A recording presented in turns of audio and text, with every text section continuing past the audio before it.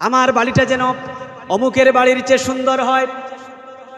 যার একটা বাড়ি আছে ঢাকা শহরে, তিনি চাচ্ছেন যে একটা বাড়ি যেন আমেরিকায় হয়। আমেরিকার মধ্যে যার বাড়ি আছে তিনি চিন্তা করছেন যদি কোনো সুযোগ পায় তাহলে মঙ্গল গ্রহে একটা বাড়ি করবে। এরকম মানুষের অবস্থা হয়ে গেছে। নবীজি সাল্লাল্লাহু আলাইহি ওয়াসাল্লামকে নিরাপত্তা দিবেন, হযরত তালহা রাদিয়াল্লাহু তাআলা আনহু নিরাপত্তা দান করবেন, কিন্তু দেখা গেল কাফের মুশরিকদের আক্রমণে হযরত তালহা রাদিয়াল্লাহুর একটা হাত মারাত্মকভাবে আঘাতপ্রাপ্ত হয়েছে, মারাত্মকভাবে আঘাতপ্রাপ্ত হয়েছে। এবার হযরতে তালহা রাদিয়াল্লাহু তাআলা আনহু তার অন্য হাতে তরবারি ধারণ করলেন আর রাসূলুল্লাহকে নিরাপত্তা দান করলেন। সুবহানাল্লাহ। এটাই ছিল সাহাবায়ে কেরামদের নেক কাজে প্রতিযোগিতা, এটাই ছিল কল্যাণকর কাজে, ইবাদতমূলক কাজে প্রতিযোগিতা। সাহাবায়ে কেরামগণ এইরকম প্রতিযোগিতা করতেন। হাজিরিনে কেরাম, এরকম অনেক উদাহরণ আপনাদের সামনে পেশ করা যাবে। তোমরা সৎকর্মসমূহে, সৎকর্মে, সৎ কাজে প্রতিযোগিতা করো।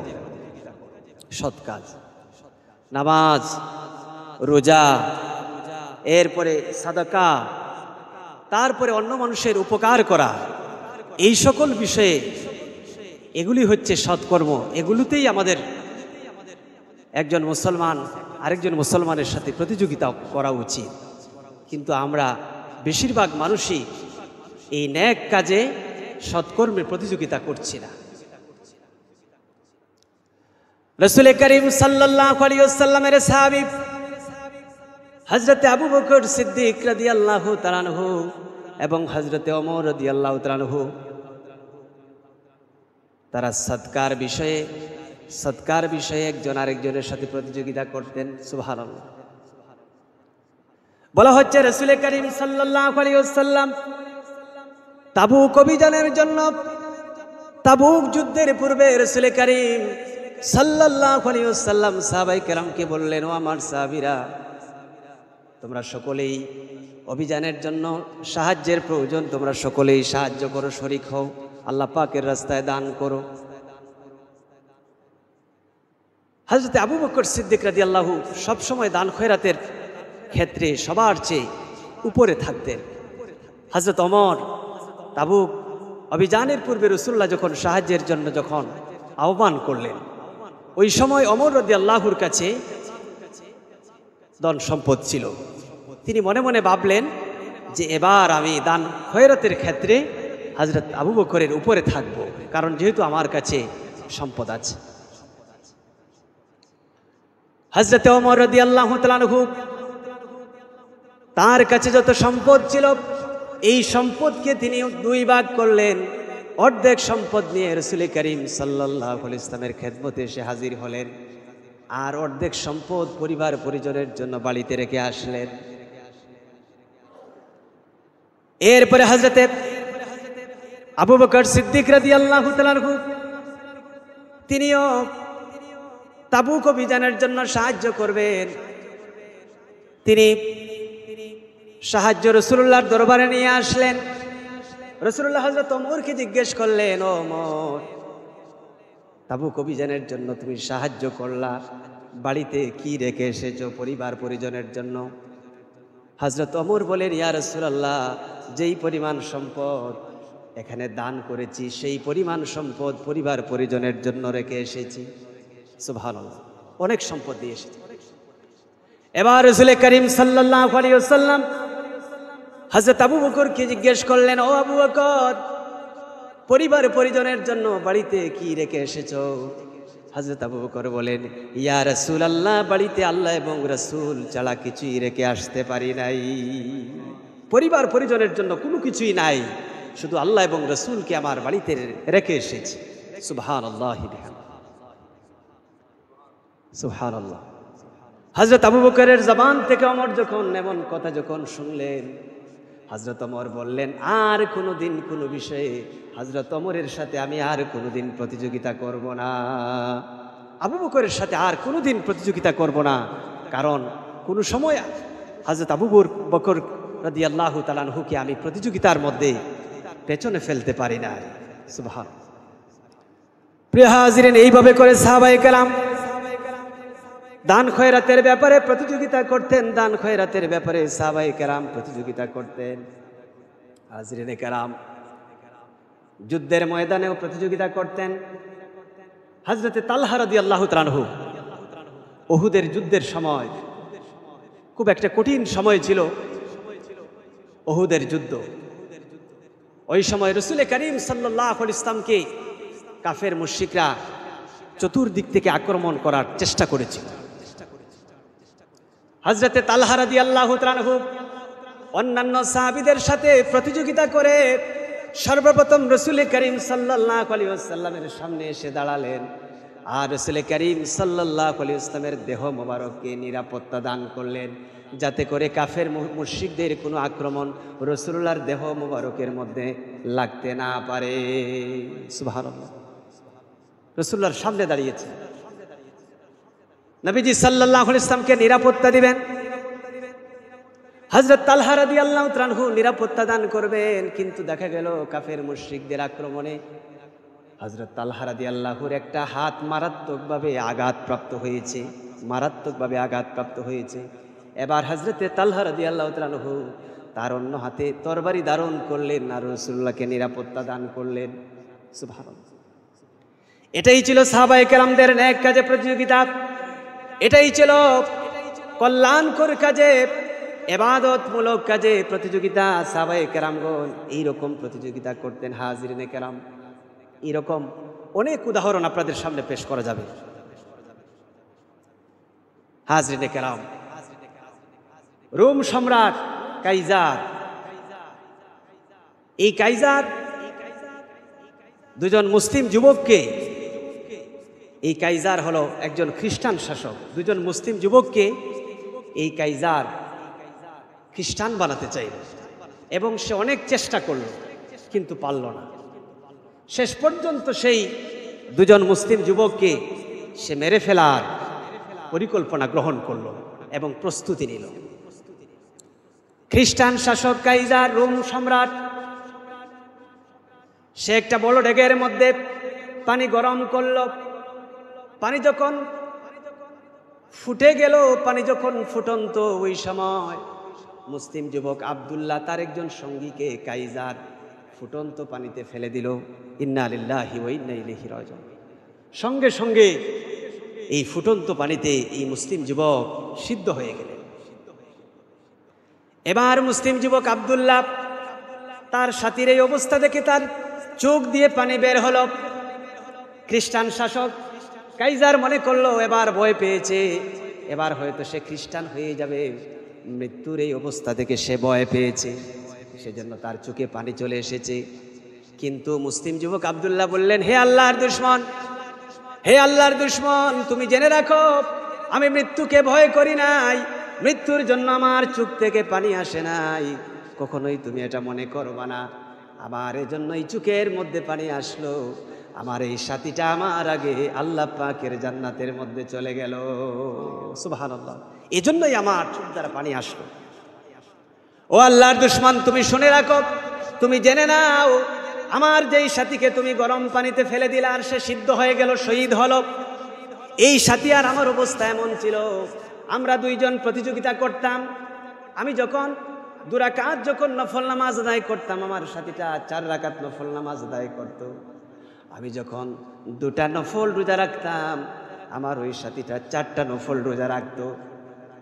আমি মনে করেছিলাম আখিরাতের প্রতিযোগিতায় আমি আগে জান্নাতের মধ্যে যাব, আল্লাহ রাব্বুল আলামিনের সাথে আমার সাক্ষাৎ হবে।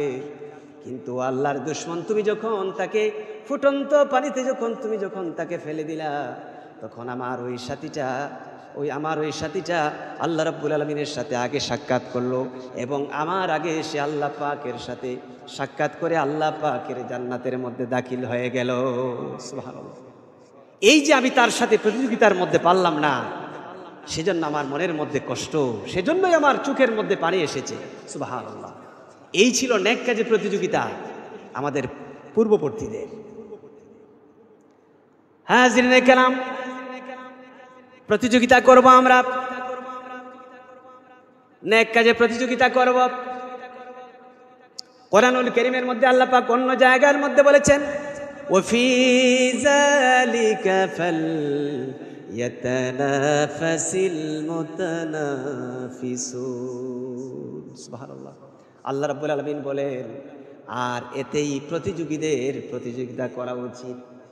যালিকা, এতেই মানে কি?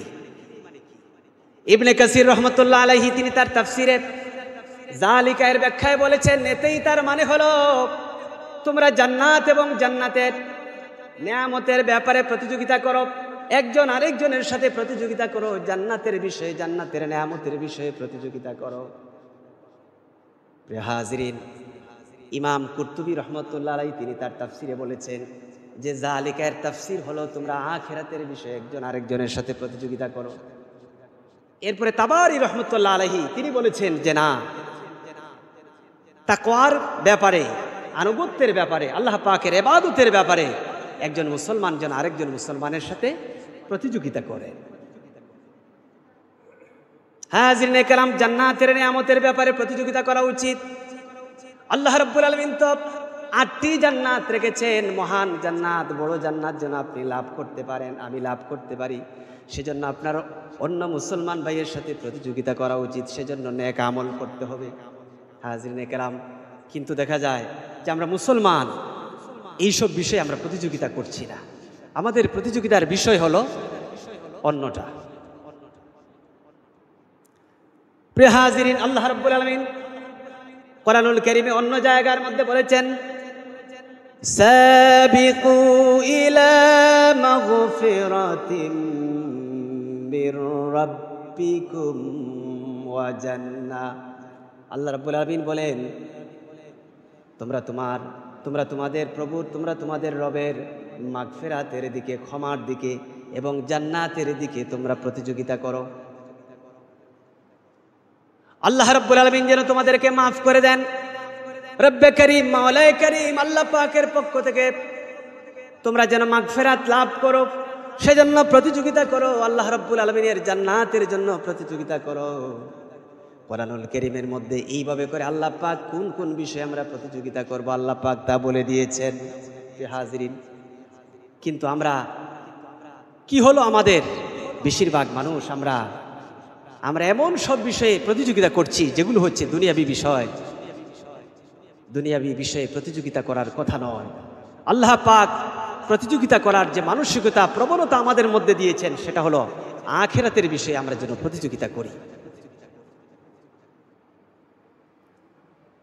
প্রিয় হাজিরিন, কিন্তু দুনিয়াদাররা দুনিয়াবি বিষয়ে একজন আরেকজনের সাথে প্রতিযোগিতা করেন। কোরআনুল কারীমে আল্লাহ পাক বলেছেন, ই'লামু আন্নামাল হায়াতুদ দুনিয়া লা'iবুন ওয়া লাহওয়ুন ওয়া যিনা ওয়া তাফাখুরুম বাইনাকুম ওয়া তাকাসুরুম ফিল আমওয়ালি ওয়াল আওলাদ। আল্লাহ পাক বলছেন, এখানে দুনিয়াদারদের কিছু কথা আল্লাহ পাক তুলে ধরেছেন। আল্লাহ পাক বলেন, জেনে রাখো, দুনিয়ার জীবন তো কেবল খেলা, আমোদ প্রমোদ, সাজসজ্জা, এটাই হলো দুনিয়ার জীবন। দুনিয়ার জীবন তো ওয়া তাফাখুরুম বাইনাকুম, তোমাদের পারস্পরিক গর্ব, ওয়া তাকাসুরুম ফিল আমওয়ালি ওয়াল আওলাদ, তোমাদের সন্তান এবং সম্পদ এবং সন্তান বৃদ্ধিতে প্রতিযোগিতা, এটাই হলো দুনিয়া। দুনিয়াদারদের নিকট, দুনিয়াদার মানুষ যারা, এরা সম্পদের ব্যাপারে, সন্তানের ব্যাপারে প্রতিযোগিতা করে, খেলা তামাশায়, সাজসজ্জায়, আমোদ প্রমোদে একজন আরেকজনের সাথে প্রতিযোগিতা করে। অথচ আল্লাহ রাব্বুল আলামিন নিষেধ করেছেন, ইমানদারেরা, মুমিন মুসলমানরা এইসব বিষয়ে প্রতিযোগিতা করবে না। এগুলো প্রতিযোগিতার বিষয় নয়। প্রিয় হাজিরিন, দুনিয়াবি বিষয়ে প্রতিযোগিতা, এটা একজন মানুষের মধ্যে হিংসার সৃষ্টি করে, অহংকারের সৃষ্টি করে। আর আখিরাতের বিষয়ে যখন আমরা প্রতিযোগিতা করি, তখন সেটা আমাদের মধ্যে ভ্রাতৃত্ববোধ সৃষ্টি করে, আমাদের মধ্যে তাকওয়া পয়দা করে, আল্লাহ পাকের ভয়। দুনিয়ার প্রতিযোগিতা মৃত্যুর সাথেই শেষ হয়ে যাবে, কিন্তু আখিরাতের বিষয়ে আপনি যে প্রতিযোগিতা করেছেন, সেই প্রতিযোগিতা আপনার চলতেই থাকবে। প্রিয় হাজিরিন, এজন্য ইমানদাররা, মুমিন মুসলমানরা আমাদের উচিত হলো আখিরাতের বিষয়ে আল্লাহ পাকের সন্তুষ্টির জন্য আমরা যেন প্রতিযোগিতা করি। কিন্তু আমরা এখন কি দেখতে পাই? আমরা দেখতে পাই যে দুনিয়াবি বিভিন্ন বিষয়ে এখন মানুষ প্রতিযোগিতা করছেন। ধন সম্পদের ব্যাপারে ওনার যে পরিমাণ সম্পদ আছে, আমার সম্পদ এর থেকে বেশি হতে হবে, এটা নিয়ে আমাদের প্রতিযোগিতা। আমার বাড়িটা যেন অমুকের বাড়ির চেয়ে সুন্দর হয়। যার একটা বাড়ি আছে ঢাকা শহরে, তিনি চাচ্ছেন যে একটা বাড়ি যেন আমেরিকায় হয়। আমেরিকার মধ্যে যার বাড়ি আছে তিনি চিন্তা করছেন যদি কোনো সুযোগ পায় তাহলে মঙ্গল গ্রহে একটা বাড়ি করব। এরকম মানুষের অবস্থা হয়ে গেছে। প্রিয় হাজিরিন, এইভাবে করে আমাদের প্রতিযোগিতা চলছে। এরপরে মানুষ ক্ষমতার প্রতিযোগিতা করে, রাজনৈতিকভাবে আমার ক্ষমতা যেন ওনার চেয়ে বেশি হয়, এইরকম প্রতিযোগিতা দুনিয়ার মানুষ একজন আরেকজনের সাথে প্রতিনিয়ত করে যাচ্ছে। প্রিয় হাজিরিন, এইভাবে করে আমাদের প্রতিযোগিতা চলছে। আর এখন তো প্রতিযোগিতার বাজারে নতুন একটা বিষয় যুক্ত হয়েছে, সেটা হলো যে আমি যেন ওই ব্যক্তির চেয়ে আমার ফলোয়ার যেন বেশি হয়, এটা হলো প্রতিযোগিতা। আমি যেন বেশি লাইক পাই, আমাকে বেশি কমেন্ট করা হয়, আমার কোনো কিছু শেয়ার করা হয়, এই হচ্ছে আমাদের প্রতিযোগিতা। ভাইরাল হওয়ার জন্য একটা প্রতিযোগিতা, এরপরে সেলিব্রিটি হওয়ার জন্য, জনপ্রিয় হওয়ার জন্য একটা প্রতিযোগিতা এখন মানুষের মধ্যে বিরাজ করছে। অথচ হাজিরিনে কেরাম, এগুলোর একটাও প্রতিযোগিতার বিষয় নয়। আল্লাহ পাক আমাদের মধ্যে প্রতিযোগিতার যে প্রবণতা রেখেছেন, মানসিকতা রেখেছেন, এই প্রতিযোগিতা হলো আখিরাতের জন্য, আল্লাহ পাকের জান্নাতের জন্য। নেক কাজে আমরা যেন প্রতিযোগিতা করি আর আল্লাহ পাকের জান্নাত নামক নিয়ামত লাভ করি। আল্লাহ সুবহানাহু ওয়া তাআলা দুনিয়াবি কোনো বিষয় নয়, বরং আখিরাতের বিষয়ে আমরা যেন জান্নাতের বিষয়ে, আল্লাহ পাকের মাগফিরাতের বিষয়ে আমরা যেন একজন আরেকজনের সাথে প্রতিযোগিতা করতে পারি এবং আখিরাতের জীবনকে আমরা কামিয়াব করতে পারি। দুনিয়ার জীবনও যেন আমাদের কামিয়াব হয়, আমরা সকলে পড়ি আমিন। ওয়া আখিরু দাওয়ানা আনিল হামদুলিল্লাহি রাব্বিল আলামিন। হাযা মা ইনদি ওয়াল ইলমু ইনদাল্লাহ। সুবহানাকা আল্লাহুম্মা ওয়া বিহামদিকা আশহাদু আল লা ইলাহা ইল্লা আনতা আস্তাগফিরুকা ওয়া আতুবু ইলাইক। সাল্লাল্লাহু আলা সাইয়্যিদিনা ওয়া মাওলানা মুহাম্মদ ওয়া আলা আলিহি ওয়া আসহাবিহি ওয়া সাল্লাম।